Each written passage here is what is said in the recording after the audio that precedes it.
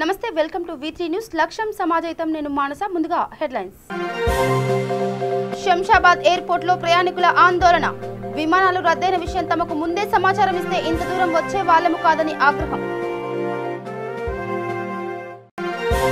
ఒకే రోజు రికార్డు స్థాయిలో 40 రైళ్ల ద్వారా 50,000 మంది వలస కార్మికులను ఆయా రాష్ట్రాలకు తరలించిన అధికారులు డీజీపీ మహేందర్ రెడ్డి రైల్వే తదితర అధికారులకు సీఎస్ సోమేష్ కుమార్ ప్రత్యేక కృతజ్ఞతలు చంద్రబాబు విశాఖ పర్యటనకు సంబంధించి అనుమతి కోసం అప్లై చేసుకొని ఉంటే అనుమతి ఇస్తాం చంద్రబాబు ప్రతి విషయాన్ని రాజకీయం చేసి ప్రభుత్వంపై బురద చల్లాలని చూస్తున్నారన్న హోంమంత్రి మేకతోటి సుచరిత కర్నూలు జిల్లా ఎమ్మిగనూరు నియోజకవర్గం నందవరం మండలం ముగతి గ్రామంలో దారుణం మద్యం మత్తులో పిల్లలపై దాడికి యత్నించిన భర్తపై తిరగబడ్డ భార్య భర్త మృతి agri gold customers agents welfare association ఆధ్వర్యంలో ఆంధ్రప్రదేశ్లో రాష్ట్ర వ్యాప్త నిరసనలు 20,000 మించిన ప్రతి బాధితునికి నెలాఖరుకు 50% అడ్వాన్స్ చెల్లించాలని డిమాండ్ ఇక డీటెయిల్స్కి వెళ్తే ముఖ్యమంత్రి కేసీఆర్ ఆదేశాల మేరకు తెలంగాణ నుంచి వివిధ రైల్వే స్టేషన్ల నుంచి 50,000 మంది వలస కార్మికులను వివిధ రాష్ట్రాలకు తరలించినట్టు ప్రభుత్వ ప్రధాన కార్యదర్శి సోమేష్ కుమార్ తెలిపారు ఒకే రోజు రికార్డు స్థాయిలో 40 రైళ్ల ద్వారా ఇంతమంది వలస కార్మికులను ఆయా రాష్ట్రాలకు తరలించే ప్రక్రియను సాఫీగా పూర్తి చేసి నందుకు డీజీపీ మహేందర్ రెడ్డి రైల్వే తదితర అధికారులకు సీఎస్ సోమేష్ కుమార్ ప్రత్యేక కృతజ్ఞతలు తెలిపారు ఇప్పటి వరకు రాష్ట్రం నుంచి 124 రైళ్ల ద్వారా 1.58 లక్షల మంది వలస కార్మికులు వారి రాష్ట్రాలకు వెళ్లారని చెప్పారు దీనికోసం రాష్ట్ర ప్రభుత్వం 13.15 కోట్ల వ్యయం చేసిందని సీఎస్ తెలిపారు రాష్ట్రంలో వెస్ట్ బెంగాల్ మినహా వివిధ రాష్ట్రాలకు చెందిన వలస కార్మికుల తరలింపు ప్రక్రియ దాదాపు పూర్తయిందని ఆయన వెల్లడించారు వెస్ట్ బెంగాల్లో అక్కడి పరిస్థితులు చక్కబడగానే వలస కార్మికులను 1-2 రోజుల్లోనే పంపేందుకు 10 రైళ్లను సిద్ధంగా ఉంచినట్టు తెలిపారు ఇతర రాష్ట్రాలకు వలస వెళ్లిన కార్మికులు ఇంకా మిగిలి ఉంటే వారిని కూడా పంపడానికి 2 రైళ్లను అందుబాటులో ఉంచామన్నారు వలస కార్మికులను ఇంటి వద్ద నుంచి బస్సులను ఏర్పాటు చేసి రైల్వే స్టేషన్లకు తరలించి ఒక్కో కార్మికుడికి 2 ఆహార పొట్లాలు 3 లీటర్ల మంచినీళ్లు పండ్లను ప్రభుత్వ ఖర్చుతో అందిస్తున్నామని సీఎస్ వివరించారు రాష్ట్రం నుంచి వలస కార్మికుల తరలింపులకు ఏ విధమైన ఇబ్బందులు ఎదురుకాకుండా పకడ్బందీగా ప్రణాళికలు రూపొందించి రైల్వేతో సహా వివిధ శాఖల ఉన్నతాధికారులతో సమన్వయం చేసి తరలింపు ప్రక్రియను సాఫీగా నిర్వర్తించడంలో అధికారులకు సీఎస్ సోమేష్ కుమార్ దర్శకం చేశారు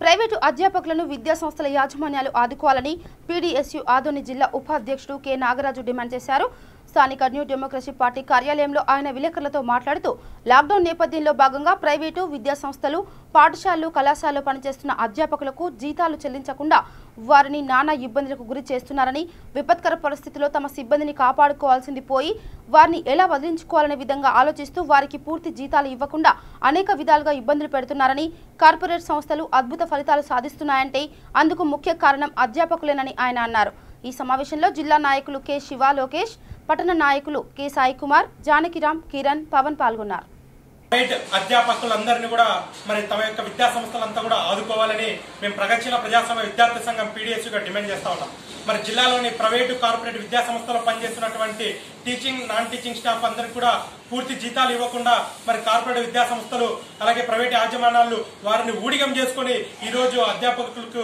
జీతాలు ఇవ్వకుండా వారి కడుపు కోతలను మిగిస్తా ఉన్నారు మరి ఈ రోజు కార్పొరేట్ విద్యా సంస్థల్లో ప్రైవేట్ విద్యా సంస్థల్లో ర్యాంకులు వస్తున్నాయంటే కారణం కేవలం అధ్యాపకుల యొక్క కృషి ఎంతోగానే ఉందని మరి కార్పొరేట్ విద్యా సంస్థలు గుర్తించాల్సినటువంటి పరిస్థితి మరి లాక్డౌన్ నేపథ్యంలో మరి కష్టాల్లో ఉన్నప్పుడు ఆదుకోవాల్సింది పోయి మరి ఈ రోజు అధ్యాపకులకు పూర్తి జీతాలు చెల్లించకుండా వాళ్ళని ఉద్యోగాల నుంచి ఎలా వదిలించుకోవాలనే కుట్రలు పడుతా ఉన్నారు ఇదంతా అత్యంతమైనటువంటి బాధాకరమైనటువంటి విషయం మరి వెంటనే ఇలాంటి చర్యలపైన మరి కార్పొరేట్ విద్యా సంస్థలు వెనక్కి తీసుకోవాలని మేము ప్రగతిశీల ప్రజాస్వామ్య విద్యార్థి సంఘంగా డిమాండ్ చేస్తా ఉన్నాం అలాగే మరి కార్పొరేట్ విద్యా సంస్థల్లో అడ్మిషన్లని టార్గెట్లు ఇస్తూ వారికి జీతాల్లో కోతలు విధిస్తా ఉన్నారు మరి లాక్డౌన్ నేపథ్యంలో అడ్మిషన్లు చేయమని చెప్పి వారికి నెలకు 5 అడ్మిషన్లు చేయాలని లేకపోతే వారి జీతాల నుంచి కోతలు విధిస్తున్నట్టు లేకపోతే వాళ్ళ ఉద్యోగాల నుంచి తొలగిస్తామని మరి ప్రైవేటు అధ్యాపకులకి ఉపాధ్యాయులకి మరి కార్పొరేట్ విద్యా సంస్థలు హెచ్చరిస్తున్నాయంటే మరి కార్పొరేట్ విద్యా సంస్థలు వ్యాపార కేంద్రాలుగా పనిచేస్తున్నాయని ఈరోజు మేము పీడీఎస్గా తెలియజేస్తా ఉన్నాం మరి ఇప్పటికైనా కార్పొరేట్ విద్యా సంస్థలు మరి అక్కడ పనిచేస్తున్నటువంటి అధ్యాపకులకు పూర్తి జీతాలు ఇచ్చి వారందరినీ కూడా ఆదుకోవాలని లేని పక్షంలో మేము ప్రగతిశీల ప్రజాస్వామ్య విద్యార్థి సంఘం ఆధ్వర్యంలో అనేక ఉద్యమాలు చేపడతామని మేము తెలియజేస్తా ఉన్నాం అలాగే మరి లాక్డౌన్ నేపథ్యంలో కరోనాతో అల్లాడుతున్నటువంటి ప్రజలను బాధపడుతుంటే ఒక పక్క మరి కార్పొరేట్ విద్యా సంస్థలు ఈరోజు వేల కొద్ది ఫీజులు కట్టమని తల్లిదండ్రులకు ఫోన్లు చేస్తూ ఇబ్బందులు పెడుతున్నారు. మరి అటువంటి విద్యా సంస్థల మీద మరి విద్యార్థి అధికారులు చర్యలు తీసుకోలేకపోతే పీడీఎస్ ఆధ్వర్యంలో ప్రత్యక్షంగా దాడులకు దిగుతామని ఈరోజు మేము తెలియజేస్తా ఉన్నాం. నా పేరు కె నాగరాజు, ప్రగతిశీల ప్రజాస్వామ్య విద్యార్థి సంఘం కర్నూలు జిల్లా ఉపాధ్యక్షుడు. గుంటూరు నగరంలో లాక్డౌన్ మొదలైన దగ్గర నుంచి సుమారు 58 రోజులుగా వలస కార్మికులకు భోజన సదుపాయం, పేదలకు కూరగాయలు, రంజాన్ మాసం సందర్భంగా పేద ముస్లిం ప్రజలకు రంజాన్ తోఫా అందించారు మైనార్టీ నేత షేక్ జియాపూర్ రెహమాన్. నియోజకవర్గ ప్రజలకు రంజాన్ శుభాకాంక్షలు తెలిపారు. ఈ సందర్భంగా ఆయన మాట్లాడుతూ భౌతిక దూరం పాటిస్తూ ఇళ్లలోనే రంజాన్ ప్రార్థనలు చేసుకోవాలని గుంటూరు నియోజకవర్గ ప్రజలకు విజ్ఞప్తి చేశారు.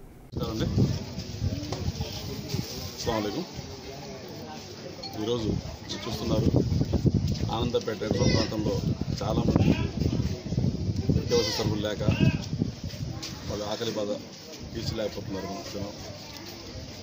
ప్రతి ఒక్కరు ముందుకు వచ్చి ఇక్కడ ఆనందపేట కానివ్వండి, గుంటూరు రెడ్ జోన్ ఏరియాస్లో బియ్యం కానివ్వండి, నిత్యావసర వస్తువులు పంపిణీ చేస్తే చాలా బాగుంటుంది ప్రతి ఒక్కరిని కోరుకుంటున్నాను. నా వంతు చేసే కృషి సరిపోవట్లేదు. ఇంకా ఎక్కువ మంది వచ్చి ఇక్కడ అందరూ సహకరిస్తే చాలా బాగుంటుంది. అలాగే ప్రభుత్వం వారికి నేను నిర్ణయిస్తున్నాను, గత కొన్ని సంవత్సరాలుగా ప్రతిపక్షంలో ఉన్నారు కానివ్వండి లేదా అధికార పక్షంలో ఉన్నారు కానివ్వండి, రంజాన్ వచ్చేపాటికి రంజాన్ తోఫా అని పంచేవాళ్ళు. కానీ ఎప్పుడైతే అవసరం ఉందో రంజాన్ తోఫా అనేది ఇప్పుడు పంచాల్సిన అవసరం ఉంది. గత 60 రోజులు లాక్డౌన్ పాటిస్తున్నటువంటి ప్రజలు వాళ్ళకి ఆర్థిక ఇబ్బందులు ఎదుర్కొని వారికి ఎటువంటి ఆదాయం లేక ఇళ్లలో పస్తులుంటూ ఉన్నటువంటి తరుణంలో రంజాన్ జరుపుకోవాలన్న కష్టంగా ఉన్న తరుణంలో ప్రభుత్వం కానివ్వండి, ప్రతిపక్షాలు కానివ్వండి ఎవ్వరూ ముందుకు రాక మీరు రంజాన్ తోఫాలు పంచేప్పుడు చాలా చాలా శోచనీయం.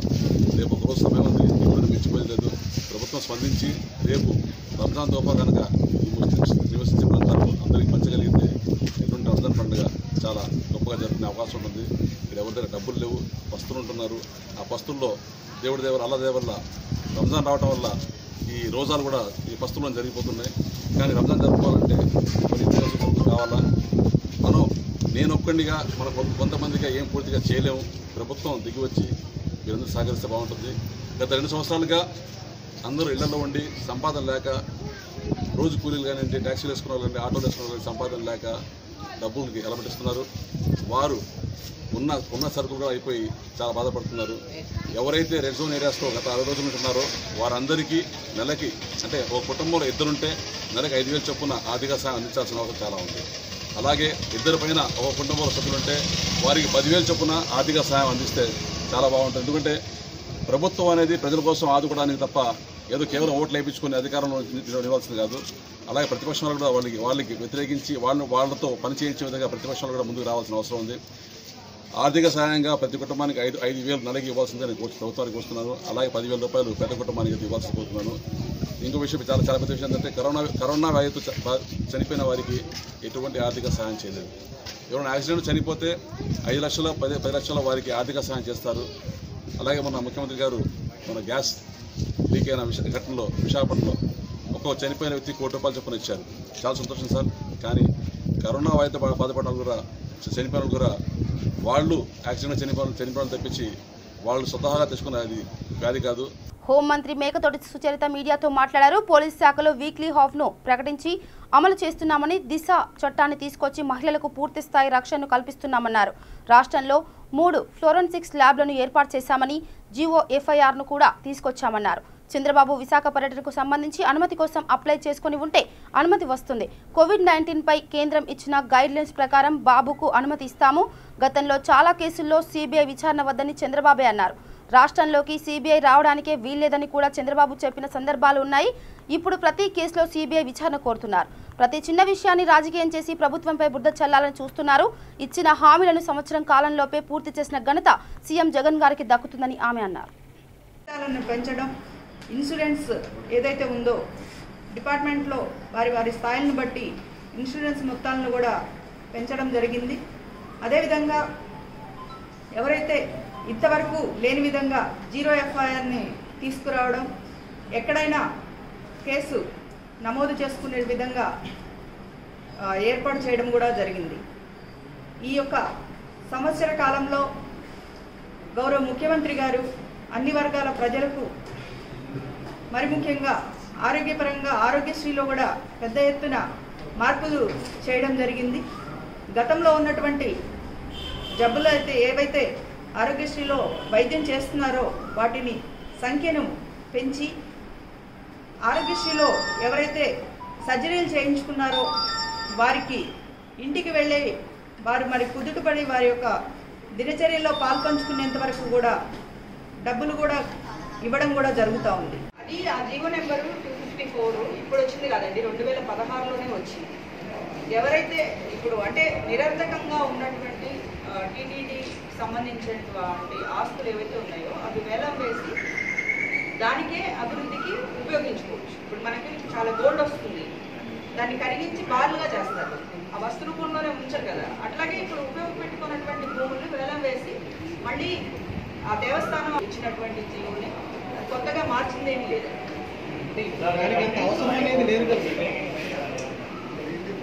అదేనండి, అప్పుడు వనజాక్షి గారిని కొట్టవస్థానంలో అంతమంది చచ్చిపోతే సిబిఐ లేదు. ఆ టైంలో అసలు సిబిఐ రాష్ట్రంలోకి రావడానికే వీల్లేదన్నారు.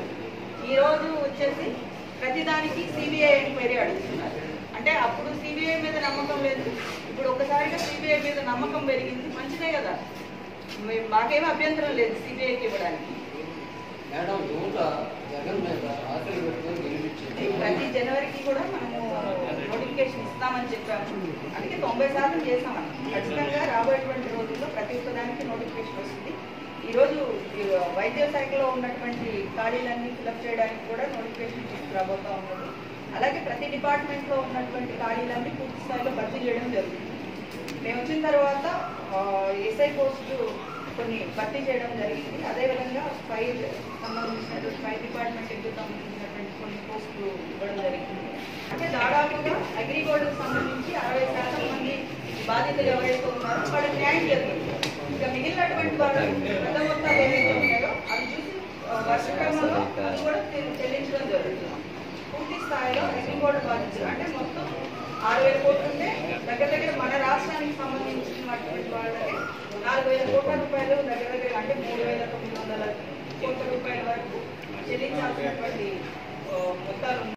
AgriGold customers and agents welfare association రాష్ట్ర కమిటీ పిలుపు మేరకు రాష్ట్ర వ్యాప్తంగా ముఖ్యమంత్రి గారికి విజ్ఞాపన దీక్షల్లో భాగంగా గుంటూరు జిల్లా అసోసియేషన్ ఆధ్వర్యంలో గుంటూరు సిపిఐ పార్టీ కార్యాలయంలో జరుగుతున్న 2వ రోజు జిల్లా ప్రధాన కార్యదర్శి కేతినేని ఆగస్టిన్, సిపిఐ పార్టీ రాష్ట్ర సహాయ కార్యదర్శి శ్రీ ముప్పాల నాగేశ్వరరావు, జిల్లా ఉపాధ్యక్షుడు షేక్ కరీముల్లా దీక్ష కూర్చున్నారు. ముప్పాల మాట్లాడుతూ గత 5 సంవత్సరాల నుంచి అగ్రిగోల్డ్ బాధితులు చేస్తున్న ఉద్యమాలకు సిపిఐ పార్టీ అండగా ఉందని, చివరి బాధితునికి చివరి రూపాయి వచ్చే వరకు బాధితులకు అండగా ఉంటానని, బాధితుల మరణాల సంఖ్య పెరుగుతున్నందున మరలా ఉత్పన్నమవుతున్న పరిస్థితుల దృష్ట్యా ప్రభుత్వం వెంటనే స్పందించి 20,000 లోపు వారికి ఈ నెలాఖరుకు ఇవ్వాలని, 20,000 మించిన ప్రతి బాధితునికి అతను కట్టిన మొత్తంలో 50% అడ్వాన్స్గా ఈ నెల ఆఖరుకు ఇవ్వాలని, మిగిలిన 50% మీరు చెప్పిన డిసెంబర్ నెలలో ఇవ్వాలని సీఎం జగన్మోహన్ రెడ్డి విజ్ఞప్తి చేయనున్నట్టు తెలిపారు. రెవెన్యూ డివిజన్ కేంద్రాల్లో ముఖ్యమంత్రికి విజ్ఞాపన దీక్షల పేరున AgriGold customers and agents welfare association సాగిస్తున్న పోరాటానికి సిపిఐ పార్టీ పూర్తి మద్దతు ఇస్తుంది. కేవలం ముఖ్యమంత్రి 10వ రత్నంగా చూస్తామని చెప్పిన ఈ సమస్యని ఓట్ బ్యాంకుగా వాడుకొని ఏరు దాటేలాక ఓడమల్లన్న, ఏరు దాటిన తర్వాత బోడుమల్లన్న అన్న విధంగా అగ్రిగోల్డ్ బాధితులకు న్యాయం చేసే విషయంలో రాష్ట్ర ప్రభుత్వ వైఖరి ఉంది. కేవలం 264 కోట్లు విడుదల చేసి అందులో కూడా ఇంకా 40,000 మందికి 10,000 రూపాయల లోపు డబ్బులు పడలేదు, వేయలేదు అంటే ఇది సరైనది కాదు. తొలి క్యాబినెట్లో 1150 తీర్మానం చేశారు, జీవో ఇచ్చారు. 3 మాసాల్లో కోర్టుకి సంబంధం లేకుండా ఇస్తామని చెప్పారు. ఇవాళ 4 మూళ్ళు 12 మాసాలు అయ్యింది. 6 మాసాల్లో అందరికీ న్యాయం అన్నారు. మరో 7 మాసాల తర్వాత బాధితులకి సాయం అన్నారు. ఆ సాయం ఎలా ఉంటుంది, ఎన్ని కోట్లు ఉంటుంది, మొత్తం ఇస్తారా, 50% ఇస్తారా, అనేటువంటి విషయంలో క్లారిటీ లేదు. 30వ తారీఖు ప్రథమ వార్షికోత్సవం జరుగుతున్న సందర్భంగా ఖచ్చితంగా జీవోలో మిగిలిపోయిన 900 కోట్లను విడుదల చేసి బాధితులు మరొకరు ఆత్మహత్య గురి కాకుండా పునరావృతం కాకుండా వారికి ఆత్మవిశ్వాసం కల్పించాలని చెప్పి కోరుతున్నాము. వారిని కలవడానికి కూడా అవకాశం ఇవ్వని నేపథ్యంలో రాష్ట్ర వ్యాప్తంగా ఈ విజ్ఞాపన దీక్షలు చేస్తున్నారు.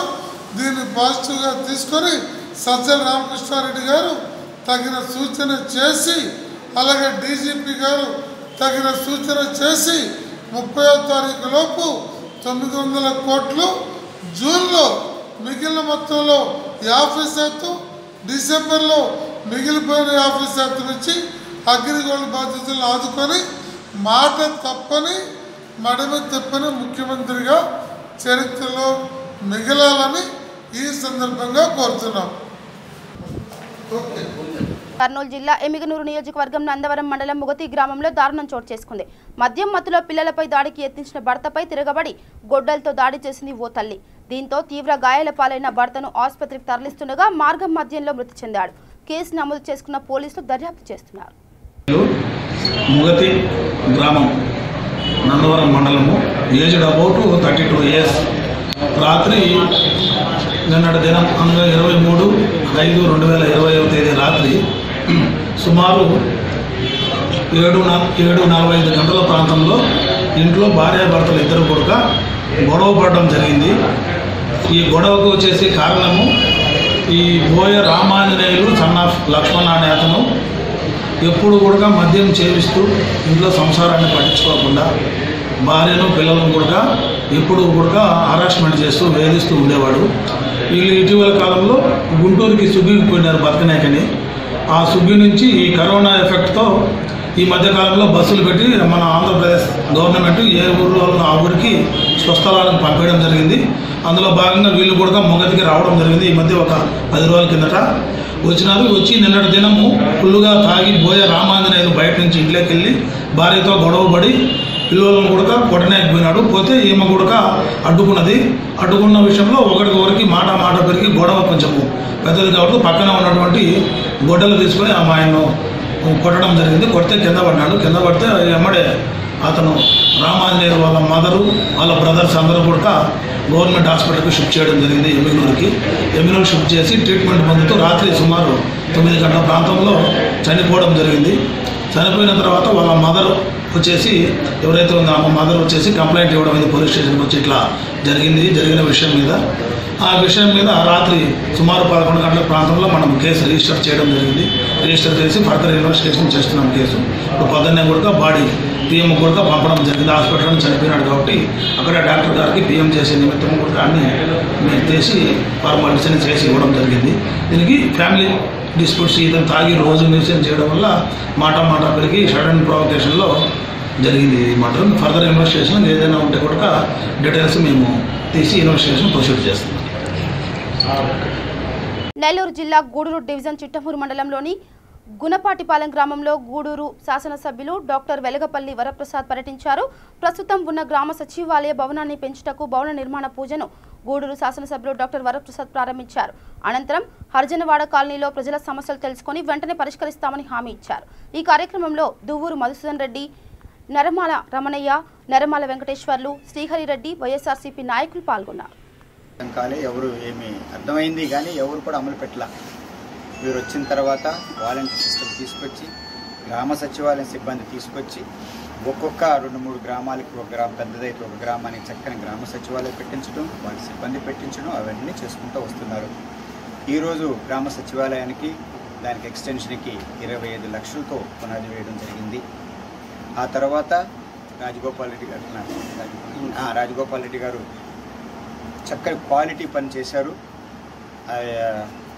దళిత వాళ్ళలో ఉన్న పనులు మేము చూడడం జరిగింది. సీసీ రోడ్లు, అలాగే బీసీ వాళ్ళలో కూడా సీసీ రోడ్లు చూడడం జరిగింది. అన్నీ చాలా నాణ్యమైనవి.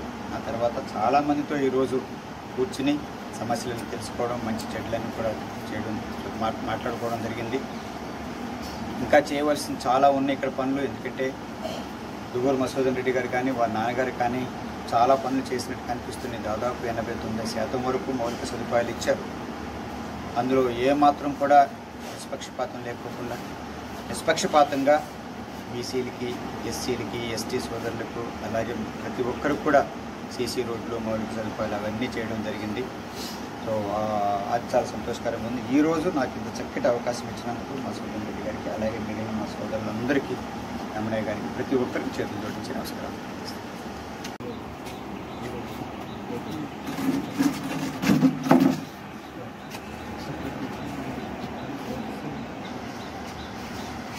ప్రజలు ఎంతో పెద్ద ఆశతో జగన్మోహన్ రెడ్డి గారు వైఎస్ఆర్ పార్టీ అధికారంలోకి వస్తే చక్కని పాలన ఇస్తారు, మంచి సంక్షేమ పథకాలు అందిస్తారు, మంచి అభివృద్ధి చేస్తారనే ఉద్దేశంతో ప్రజలు పెద్దపీట వేశారు వైఎస్ఆర్ పార్టీకి. వారి దయ వలన మా వైఎస్ఆర్ పార్టీ నాయకులు కష్టం వలన ఈరోజు ముందెన్నడూ లేనట్టుగా గూడూరు నియోజకవర్గానికి అత్యధిక మెజారిటీ రావడం జరిగింది. వారి దయ వలన నేను ఎమ్మెల్యే కావడం, ప్రజల దయ వలన ముఖ్యమంత్రి గారు జగన్మోహన్ రెడ్డి గారు ముఖ్యమంత్రి కావడం అన్నది జరిగింది. అది కూడా మామూలు విజయం కాదు. రాష్ట్ర స్థాయిలో చూస్తే ముందెన్నడూ లేనంత విజయం, నియోజకవర్గ స్థాయిలో చూస్తే అది కూడా ముందెన్నడూ లేనట్టుగా. మరొక విశేషం ఏంటంటే ఏ ఒక్క ఎమ్మెల్యే కూడా మా వల్ల పడ్డాము, మా వల్ల మెజారిటీ వచ్చిందని చెప్పడానికి 151 ఎమ్మెల్యేలు జగన్ గారిని తీసేస్తే 150 ఎమ్మెల్యేలు ఏ ఒక్కరు కూడా మనోధైర్యం లేదు. అంటే ప్రజలు కేవలం వైఎస్ రాజశేఖర రెడ్డి గారు కొడుకు, వారు ఎలా మంచి పాలన ఇచ్చారో వీరు కూడా ఇస్తారనే ఉద్దేశంతో ఆయనకు అవకాశం ఇచ్చారు. 14లోనే ఇచ్చి ఉండాలి. కానీ చంద్రబాబు నాయుడు గారు అబద్ధాలు, కుయుక్తులు, మోసాలు ఆ విధంగా చేసి 14లోనే రావాల్సింది ఏవేవో ఆశలు చూపించి 600 హామీలు ఇచ్చి ఏ హామీ నెరవేర్చుకోకున్నందుకు ప్రజలు బాగా బుద్ధి చెప్పారు. లేకపోతే 2014లోనే మాకు వారికి, అంటే వైఎస్ఆర్ పార్టీకి తెలుగుదేశానికి మెజారిటీ తేడా ఎంతంటే 1.9 మాత్రమే, కేవలం 5 లక్షల మంది ఓట్లు తేడా అంతే మాకు. ఇప్పుడు ఎంత చిత్తు కింద ప్రజలు తెలుగుదేశాన్ని కొట్టారు. ఆసిఫాబాద్ జిల్లా కాగజ్ నగర్ లో ఇద్దరికి కరోనా పాజిటివ్ గా నిర్ధారించారు అధికారులు. ముంబై నుండి కాగజ్ నగర్ కు వచ్చిన 2 వలస కూలీలకు కరోనా పాజిటివ్ నిర్ధారణ కావడంతో అప్రమత్తమయ్యారు పోలీసులు.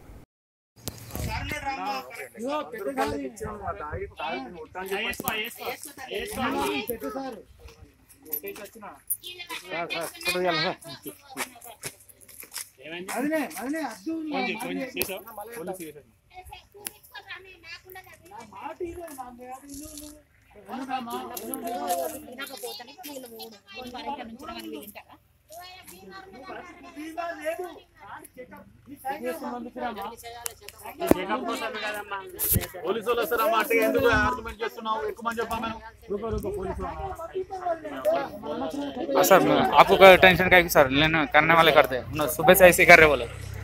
శంషాబాద్ ఎయిర్పోర్ట్ లో ప్రయాణికులు ఆందోళనకు దిగారు. ఈ రోజు నుంచి విమానాలు ప్రారంభం కావడంతో వివిధ ప్రాంతాలకు ప్రయాణికులు టికెట్ బుక్ చేసుకోవడంతో ఎయిర్పోర్ట్ లోకి వచ్చారు. తీరా ఎయిర్పోర్ట్ చేరుకున్నాక మీ విమానాలు క్యాన్సిల్ అని చెప్పడంతో ఆందోళనకు దిగారు ప్రయాణికులు. తాగడానికి నీళ్లు లేక, కూర్చోవడానికి కనీసం కుర్చీలు లేక తీవ్ర ఇబ్బందులు ఏర్పడుతున్నామని ప్రయాణికులు ఆవేదన వ్యక్తం చేస్తున్నారు. రాష్ట్రంలోని వివిధ ప్రాంతాల నుంచి అర్ధరాత్రి 3 గంటల నుంచి ఎయిర్పోర్ట్ కు వచ్చి పడిగాపులు కాస్తున్న ప్రయాణికులను ఏమాత్రం పట్టించుకోవడం లేదని ఎయిర్పోర్ట్ అధికారులు ఎయిర్పోర్టుకు రాకముందే విమానాలు రద్దయ్యాయి, తమకు ముందే సమాచారం ఇస్తే ఇంత దూరం వచ్చే వాళ్ళం కాదని, అధికారుల నిర్లక్ష్యం వల్లే తీవ్ర ఇబ్బందులకు గురి కావడం కావాల్సి వస్తుందని స్థానికులు ఆవేదన వ్యక్తం చేశారు. हैदराबाद से हमको जाना था पटना के लिए जाना था, लेकिन फ्लाइट कैंसिल हो चुका है. तो कब मालूम हुआ आपको कैंसिल हुआ? यहाँ पर आने के बाद एयरपोर्ट पहुँचे तब पता चला मेरे को. टिकट कब बुक कर लिया आपने? टिकट हम 23 तारीख को बुक करवाए थे.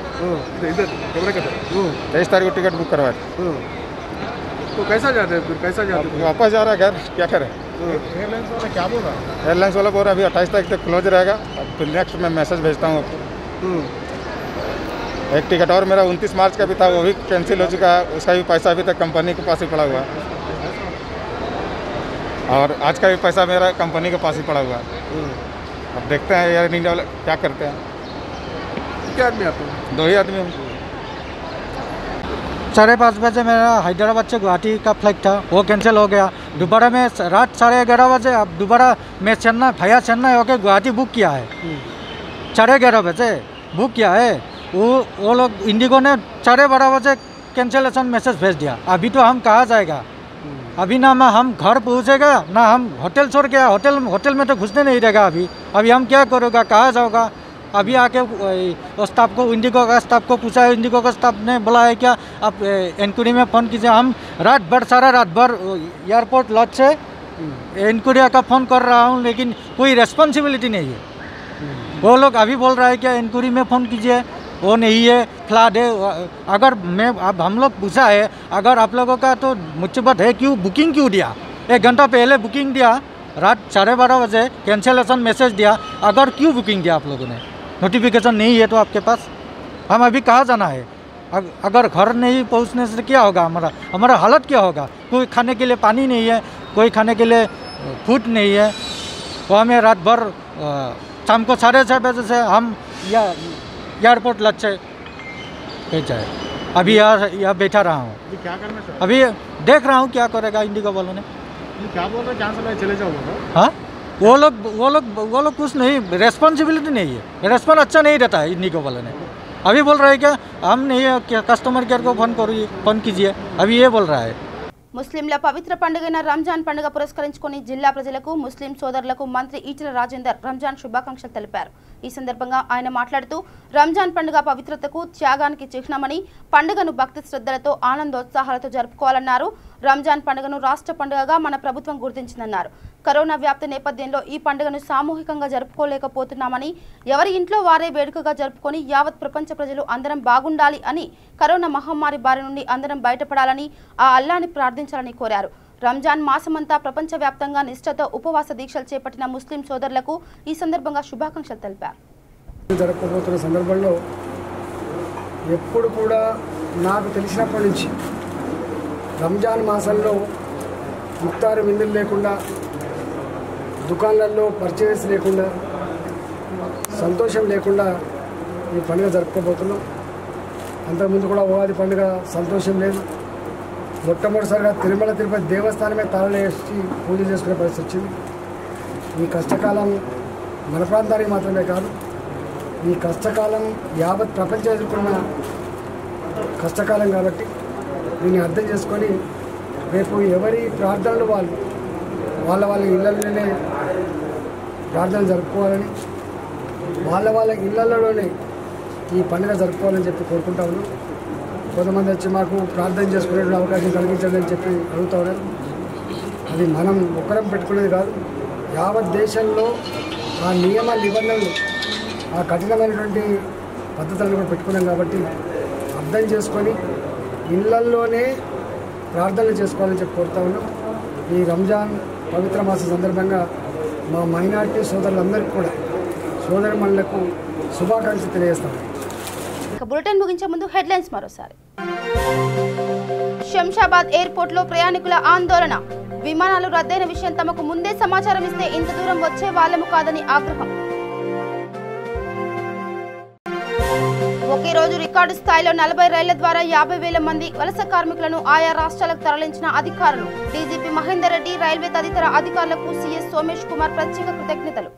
చంద్రబాబు విశాఖ పర్యటనకు సంబంధించి అనుమతి కోసం అప్లై చేసుకుని ఉంటే అనుమతి ఇస్తాం। చంద్రబాబు ప్రతి విషయాన్ని రాజకీయం చేసి ప్రభుత్వంపై బురద చల్లాలని చూస్తున్నారన్న హోంమంత్రి మేకతోటి సుచరిత। కర్నూలు జిల్లా ఎమ్మిగనూరు నియోజకవర్గం నందవరం మండలం ముగతి గ్రామంలో దారుణం, మద్యం మత్తులో పిల్లలపై దాడికి యత్నించిన భర్తపై తిరగబడ్డ భార్య, భర్త మృతి। Agri gold customers agents welfare association ఆధ్వర్యంలో ఆంధ్రప్రదేశ్లో రాష్ట్ర వ్యాప్త నిరసనలు, 20,000 మించిన ప్రతి బాధితునికి నెలాఖరుకు 50% అడ్వాన్స్ చెల్లించాలని డిమాండ్। ఇవి బులెటిన్ అప్డేట్స్, చూస్తూనే ఉండండి V3 న్యూస్, లక్ష్యం సమాజైతం। నమస్కారం।